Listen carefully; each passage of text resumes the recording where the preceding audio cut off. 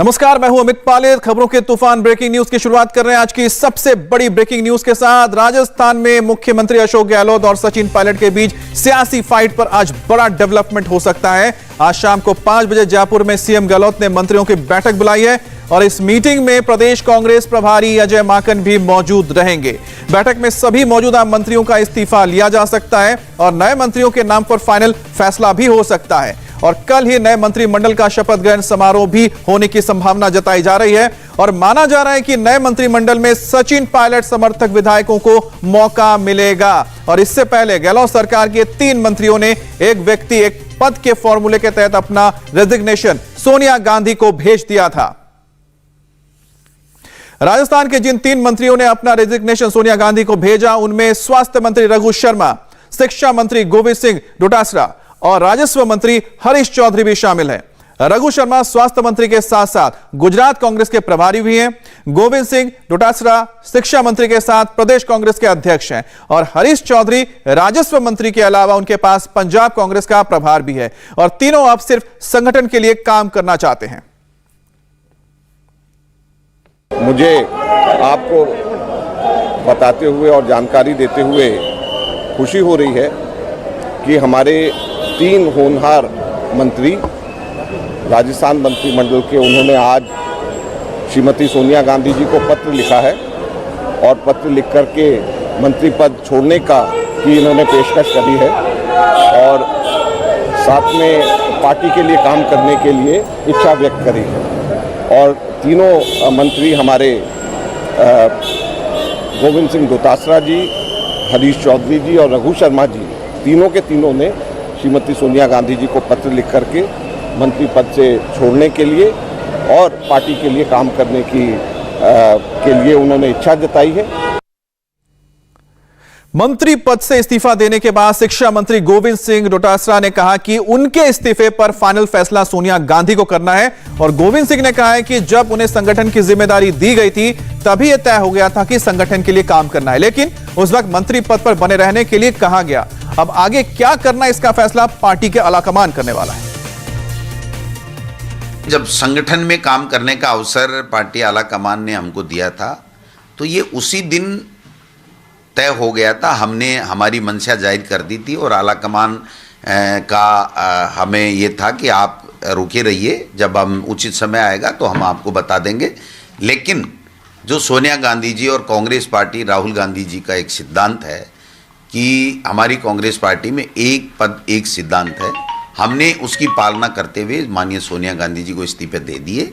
ये सोनिया गांधी जी को हमने भेजा है तो वो तो निश्चित रूप से उनका फैसला उनको करना है, हमने हमारे तीनों ने भेज दिए। अब राजस्थान में कांग्रेस की सरकार बने 3 साल हो चुके हैं, लेकिन मंत्रिमंडल में विस्तार नहीं हुआ। अब राजस्थान में कुल 30 मंत्री बनाए जा सकते हैं, लेकिन 2018 में सीएम गहलोत के साथ 21 मंत्रियों ने शपथ लिया था। अब 3 मंत्रियों के इस्तीफे के बाद मंत्रिमंडल में जो टोटल संख्या है वो 18 की रह गई है, यानी कि मौजूदा हालात में गहलोत मंत्रिमंडल में 12 जगह खाली है मंत्रियों के लिए। अब सचिन पायलट की तरफ से पहले ही 8 से 9 मंत्री बनाए जाने के लिए डिमांड रखी गई थी। अब माना जा रहा है कि कैबिनेट विस्तार में पायलट की मांग पूरी की जा सकती है। अब इसी खबर से जुड़ी एक और ब्रेकिंग न्यूज है। मंत्रिमंडल विस्तार से पहले अशोक गहलोत की मुश्किलें बढ़ गई हैं। बीएसपी से कांग्रेस में आए विधायक भी मंत्री पद मिलने की उम्मीद जता रहे हैं। इनमें से एक विधायक वाजिब अली ने इंडिया टीवी से बात की और कहा कि वो लोग सरकार को मजबूत करने के लिए बीएसपी से कांग्रेस में आए थे। उन्हें जो भी जिम्मेदारी मिलेगी उस पर वो अच्छे से काम करेंगे।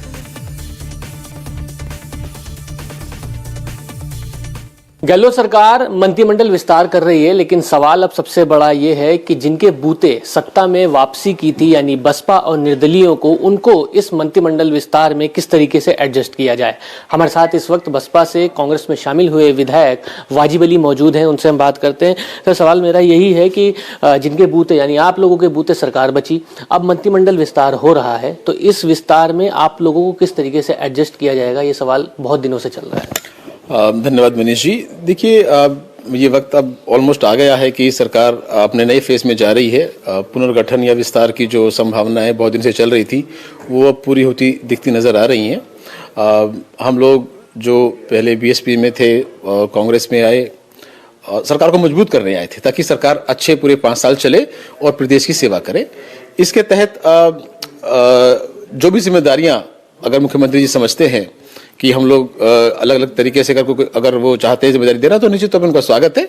और जब हम इस स्पेस में हैं जनता सेवा में, तो निश्चित तौर पे अगर कोई जिम्मेदारी मिलती है तो उसको अच्छे से उसको निर्वहन किया जाएगा। लेकिन आप लोगों ने एक बात ये डिमांड करी थी कि सत्ता में आप लोगों को भागीदारी मिले, ये आप लोगों की चाहत थी। आज भी उसी चीज पे अमल है? अगर है तो क्या चाहते हैं, किन किन लोगों को एडजस्ट किया? एक इच्छा थी ये। देखिए, सत्ता में भागीदारी है। जब हम कांग्रेस में शामिल हो गए, सरकार में शामिल हो गए, सत्ता में भागीदारी मिली और जनता की सेवा हम लोग कर रहे हैं। हाँ, निश्चित तौर पे इसके अलावा भी अगर कोई बड़ी जिम्मेदारी मिलती है तो हम सभी लोग जो है काबिल लोग हैं, बहुत अच्छे अपने अपने क्षेत्रों से मजबूत तरीके से चुनाव जीत कर आए हैं। जनता ने उम्मीद हम पे जताई है और सरकार का 3 साल के कार्यकाल में जो जो जिम्मेदारियां सरकार ने एज ए इंडिविजुअल रिप्रेजेंटेटिव हमें दी, हमने पूरे अच्छे से निर्वहन उनका किया है।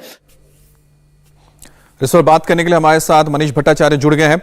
मनीष, पहली चीज तो यह है कि फिलहाल आप कहां पर इस वक्त हैं और क्या यहां पर चल रहा है, और दूसरी बात है कि आपका इंटरव्यू हमने देखा, चाहे वो बीएसपी के लोग जो कांग्रेस में शामिल हुए या फिर जो निर्दलीय हैं या फिर सचिन पायलट के गुट के लोग हैं, आखिरकार क्या फॉर्मूला तैयार हुआ है? कुछ नाम भी सामने आए हैं क्या? और पूरे देश में मोदी सरकार। देखिए, सबसे पहले तो अमित, मैं आपको पीछे दिखाऊं, ये किसान विजय दिवस के रूप में एक ये प्रोटेस्ट किया जा रहा है जिसमें मुख्यमंत्री अशोक गहलोत भारी पर मौजूद हैं और थोड़ी देर बाद यहां से सीधे मुख्यमंत्री अशोक गहलोत सीएमआर रवाना हो जाएंगे, क्योंकि शाम को 4 बजे मंत्रिपरिषद की जिसमें तमाम जिनका पोर्टफोलियो तैयार किया गया, यानी 3 मंत्रियों ने तो पहले ही इस्तीफा दे दिया है, लेकिन उसके बाद जिन मंत्रियों को ड्रॉप किया नाम तक के मंत्रिमंडल का विस्तार हो सकता है, क्योंकि गवर्नर भी शाम को यहां राजस्थान में पहुंच जाएंगे। अब सवाल सबसे बड़ा ये है कि एडजस्टमेंट किस तरीके से हो, क्योंकि सत्ता में यानी बसपा और निर्दलीय जिनके बूते से सरकार में गहलोत आई है, उनको किस तरीके से एडजस्ट किया जाएगा, एक बहुत बड़ा सवाल जाएगी, ये एक बहुत बड़ा सवाल है। पोर्टफोलियो जिस तरीके से तैयार किए जा रहे हैं उसमें हर नेता यही चाहता है कि जल्द से जल्द उसको सत्ता में भागीदारी मिले, लेकिन बसपा से 6 विधायक और निर्दलीय विधायकों को एडजस्टमेंट करने की गहलोत सरकार के लिए बहुत ज्यादा इसलिए भी है क्योंकि बार बार इन नेताओं ने ये बात कही है कि हमें सत्ता में भागीदारी मिलनी चाहिए और इन्हीं के बूते ही सरकार भी बची है, तो इनको एडजस्टमेंट कैसे किया जाएगा, ये एक बहुत बड़ा सवाल बनता है हमें।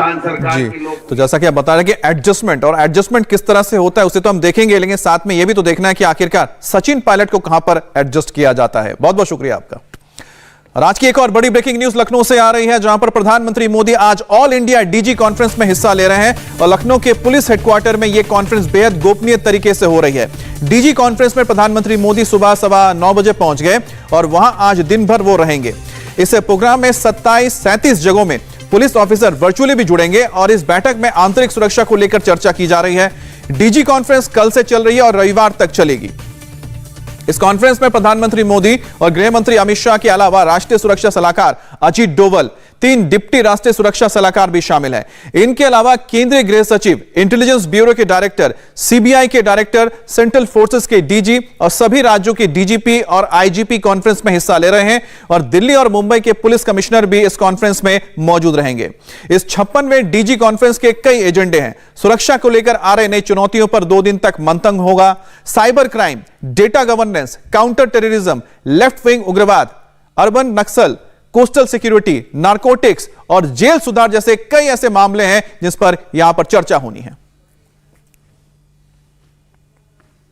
56वीं डीजी कॉन्फ्रेंस में शामिल होने के लिए प्रधानमंत्री नरेंद्र मोदी लखनऊ के जो पुलिस मुख्यालय है वहां पहुंच चुके हैं और प्रधानमंत्री नरेंद्र मोदी पहली बार ऐसा हो रहा है जब 2 रातों के लिए लखनऊ में रुकेंगे और मुख्य जो आयोजन है उनके रुकने के पीछे जो मकसद है वो है डीजी कॉन्फ्रेंस। हम इस समय लखनऊ के गोमती नगर विस्तार इलाके में मौजूद है और मेरे ठीक पीछे आप देख सकते हैं कि लखनऊ पुलिस यानी कि यूपी पुलिस का जो पुलिस हेडक्वार्टर्स है, पुलिस मुख्यालय है, यहाँ पर महत्वपूर्ण डीजी आईजी कॉन्फ्रेंस चल रही है जिसका कि कल शुभारंभ किया था देश के गृह मंत्री अमित शाह ने और आज प्रधानमंत्री नरेंद्र मोदी यहां पर मौजूद हैं और यहां पर 68 विशेष आमंत्रित सदस्यों को बुलाया गया है। सभी राज्यों के डीजीपी को बुलाया गया है। इसमें राष्ट्रीय सुरक्षा सलाहकार अजीत डोभाल आमंत्रित सदस्य हैं और दिल्ली और मुंबई के पुलिस कमिश्नर को भी इसमें इन्वाइट किया गया है ताकि पुलिसिंग को कैसे बेहतर किया जा सके इसको लेकर के बाकायदा जो प्रेजेंटेशन है वो सभी राज्यों के डीजीपी दे रहे हैं प्रधानमंत्री के समक्ष और इस पूरे मामले को, इस पूरी मीटिंग को, कॉन्फ्रेंस को बेहद गोपनीय रखा रखा गया है, क्योंकि इंटेलिजेंस इस पूरे कार्यक्रम को आयोजित कर रही है। इसमें वामपंथी उग्रवाद के साथ साथ नारकोटिक्स और आतंकवाद समस्या को लेकर के किस तरीके से निपटा जा सकता है, बेहतर पुलिसिंग कैसे की जा सकती है, कैसे बेहतर चीज़ों को किया जा सकता है, पुलिस की इमेज कैसे सुधारी जा सकती है और जनता के बीच कैसे पुलिस के साथ एक ऐसा समन्वय स्थापित किया जा सकता है जिसके जरिए पुलिस की इमेज पूरी तरीके से जनता के सामने न सिर्फ चेंज हो, बल्कि आने वाले दिनों में जिस तरीके से वैश्विक चीज़ें दिख रही हैं क्या हो रही। इस डीजी कॉन्फ्रेंस में प्रधानमंत्री नरेंद्र मोदी सुबह 9:10 पर यहां पहुंच चुके हैं। शाम 7 बजे तक प्रधानमंत्री नरेंद्र मोदी यहां पर मौजूद रहेंगे और शाम को वो वापस राजभवन जाएंगे। लौट के वो दोबारा यहां पर आएंगे और सभी आमंत्रित सदस्यों के साथ, यानी कि सभी डीजीपी सुभाल के साथ वो डिनर करेंगे और उसके बाद कल सुबह वो यहां फिर से आएंगे और यहां से कार्यक्रम में पूरी तरीके से शामिल होने के बाद शाम को 4 बजे दिल्ली के लिए रवाना होंगे। तो 2 दिन प्रधानमंत्री नरेंद्र मोदी यहां पर मौजूद हैं, गृह मंत्री अमित शाह यहां पर मौजूद हैं और सभी जो सीनियर ऑफिसर्स हैं पूरे देश भर के वो यहां पर मौजूद हैं, ताकि पुलिसिंग को लेकर के डीजी कॉन्फ्रेंस जो कि पहली बार उत्तर प्रदेश की राजधानी लखनऊ में आयोजित हो रही है, उसमें पूरी तरीके से उस बात को समझा सके, उस माहौल को समझा सके जिसके जरिए बेहतर पुलिसिंग की एक बड़ी आधारशिला पूरे देश में रखी जा सके। मकसूद आलम के साथ विशाल प्रताप सिंह, इंडिया टीवी, लखनऊ। और आज की एक और बड़ी ब्रेकिंग न्यूज, दिल्ली में आज फिर से प्रदूषण बुरा हाल है। प्रदूषण का और हवा की क्वालिटी बेहद खराब श्रेणी में है। पूरे दिल्ली एनसीआर में प्रदूषण का बेहद ही गंभीर हाल है। हवा में स्मॉग है, लोगों को काफी परेशानी हो रही है। मौसम विभाग के मुताबिक प्रदूषण में अभी कमी के आसार नजर नहीं आ रहे हैं। दिल्ली से ज्यादा एयर क्वालिटी इंडेक्स नोएडा का खराब है। बुजुर्गों को सांस लेने में तकलीफ दर्ज की जा रही है। दिल्ली में प्रदूषण पर सुप्रीम कोर्ट की फटकार के बाद दिल्ली सरकार ने कई एक्शन लिए। स्कूल कॉलेज बंद कर दिए, कंस्ट्रक्शन का काम रोक दिया, लेकिन प्रदूषण का जो लेवल है अब भी कम नहीं हो पाया है। स्मॉग टावर फेल है और पूरे में आज प्रदूषण के हालात पर देखिए हमारे संवाददाता जतिन की एक रिपोर्ट। दिल्ली में प्रदूषण से लोगों को राहत मिलती अभी नजर नहीं आ रही है। इस वक्त हम मौजूद हैं दिल्ली के अलीपुर इलाके में और अलीपुर इलाके में एयर की इंडेक्स नजर डालते हैं तो इस समय PM 2.5 399 यानी कि 400 में एक कम दर्ज किया जा रहा है, जो कि बेहद खतरनाक श्रेणी में है। और आप तस्वीरों में भी देख सकते हैं कि स्मॉग आपको हर जगह नजर आ रहा है। साथ ही प्रदूषण पे रोक लगाने के लिए सड़कों पर आप देखेंगे पानी का जो छिड़काव है वो भी यहाँ पर किया जा रहा है। साथ ही तमाम जो कंस्ट्रक्शन साइट्स हैं उन पर भी रोक लगा दी गई है। आप देख सकते हैं अलीपुर का ये कंस्ट्रक्शन साइट है जिस पर पूरे तरीके से रोक लगी हुई है। सन्नाटा यहाँ पे पसरा हुआ है, कोई मजदूर यहाँ पर नहीं है, लेकिन उसके बावजूद अलीपुर इलाके की तस्वीरें आप देख सकते हैं कि चारों तरफ आपको स्मॉग नजर आ रहा है। और एयर क्वालिटी इंडेक्स पर जब हम नजर डालते हैं तो वो 399 वेरी पुअर कैटेगरी में दर्ज किया जा रहा है। इंडिया टीवी हर वक्त हर जगह डाउनलोड करने के लिए सर्च करें India TV news Google play store या ऐप स्टोर पर।